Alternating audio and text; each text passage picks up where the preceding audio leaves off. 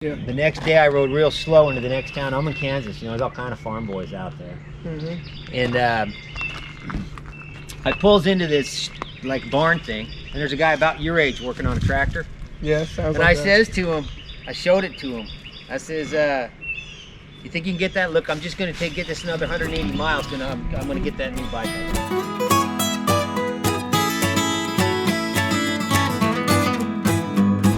All right, guys, in case you're wondering what's going on, this is a little bit of a different video. Not going to be all that produced and stuff like that, like the typical stuff. But guess who just rolled in? Okay. You guys know this guy. I forgot I filled the tank, so now there's gas running out the top of the tank. Yep. So it's on its side, gas running out here. I said to him, he's going to weld on this side, and I got gas running out this side of the tank. As you see, Scotty's back in town, passing through again, but he's a little bit doing what everybody else is doing, kind of lay low with this Chinese disease that's happening.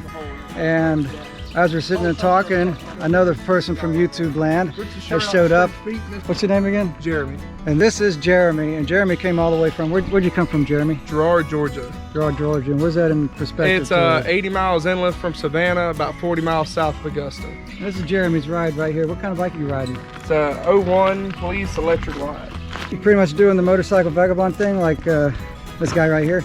That's what I'm trying to get into. Oh, yeah.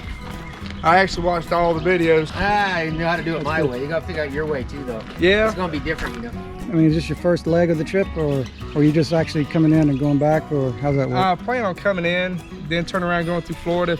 I don't know what's going to happen with all these ways the coronavirus is doing anything, but Yeah. I plan on going back through Florida, seeing my old lady, come back up, maybe go to North Carolina a little bit. Yeah, look at that. I'm getting filmed while I'm getting filmed. Scotty's making videos too. I got one going right here. Look at that, the way he's got You it got on the same front. camera I I've gotta do got. that. So you got a channel too? I just started. I put my first video yesterday. What's your channel?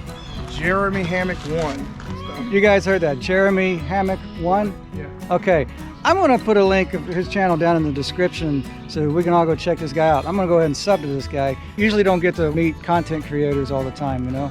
You have to make some room if you want to be under the roof like I am. Hey, how big's your tent? Is it big? It's I think it's a 3, about the same size. It should be able to fit in here. I might have to scooch around it right here, but that's the place I would take. But you Yeah. can stay where you want. Well, I noticed this morning because I didn't have the tarps, like my tent's soaking wet. But anyway, I saw Scotty's last video that he was actually in my neck of the woods. Anyway, I thought I'd come look for him. But what I'm gonna do now, I'm gonna end up going back to the house, kind of give you guys a little update on the Ironhead project and what I'm gonna do with it, what I may do with it, which I don't know what I'm gonna do next. But anyway, I'm gonna quit talking and we're gonna head back to the house now.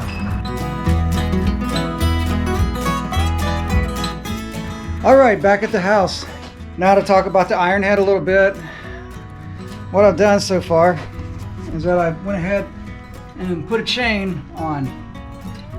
It's that same chain that I made a video about that I pulled out of that pile of parts that was in that box.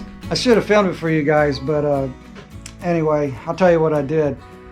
As you saw in that video, I had a lot more links that I could remove from the chain, so I had more than enough to work with. So I ended up shortening the chain by picking a link to go to.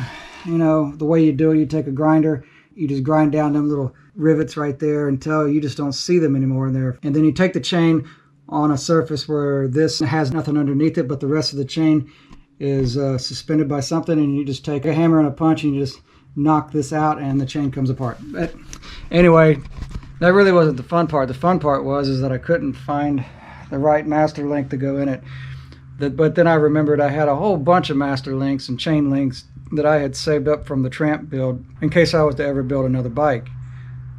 So anyway, I found the right master link and got this chain on the bike, really just to have something to do. But what am I going to do next? I don't know. There's a lot of things I can do next. I guess maybe I can start hooking things up the way they were on the old frame. I'm going to put mid controls on it instead of the forward controls because those were kind of flimsy, and I happen to come across this piece right here, which is a mid control thing.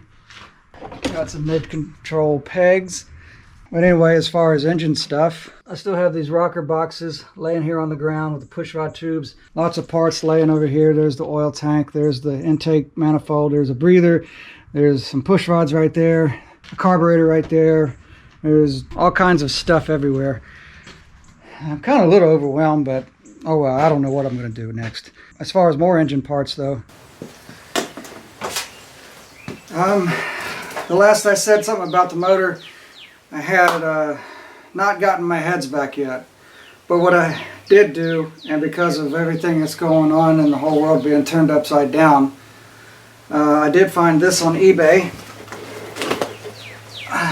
A fresh new rebuilt set of Ironhead heads, and they've not been used yet, but they are like brand new. The valves look like they're in a heck of a lot better shape than what mine were.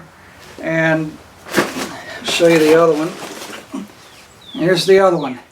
The only thing it needs right now, I need to mask off my areas because they don't have any paint on them, and I need to do that in a hurry, I think, because down here in South Mississippi where it gets humid, which I've been keeping these things in the house just to keep them in a climate controlled area, but one of the heads is already starting to show signs of rust. That'll be an easy fix. Also, I got my cylinders back. They've been bored 10 over, and they look nice and fresh and clean and ready to be put together. And a set of pistons, 10 over rings, and somewhere around here I know I have a top-end gasket kit for an Ironhead, so I think I pretty much have what I need. But I just don't know where I'm going to start next. One thing that I did learn and did decide on, there's that seat sitting on the Ironhead. Now I can already get a visual of how this is going to look. I mean, you guys get the idea. And honestly and truly, I don't know if I'm going to go with that. It's kind of like, I mean, look at that seat with the motorcycle underneath it. I don't know. Plus, when I sit on it, it just doesn't feel right. So, in my opinion, when it comes to choppers, aesthetically speaking, and this is just my opinion, this is not gospel, if you're going to have a custom bike or a chopper, aesthetically it's got to flow evenly from the front wheel to the back wheel, from the bottom to the top, or else you get a scenario like this.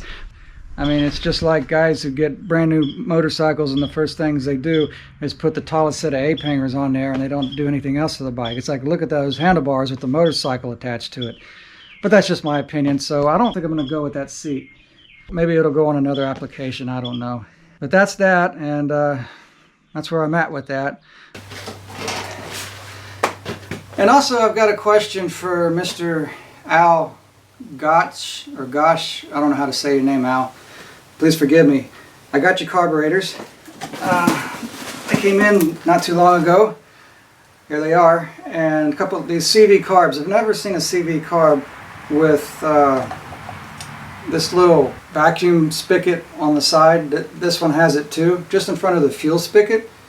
Can you tell me, comment down below, what did these carbs come off of? So whenever I go to use them, I'll know what this is for. But I hope you guys are doing well out there with everything going on with this. Well, I don't even want to mention its name. But, no doubt everybody's world has been turned upside down, along with the rest of the world. I just got information that my state has just now issued a stay-at-home order, so by 5 o'clock everybody has to be indoors. Or we'll see how this works, but it'll be what it will be.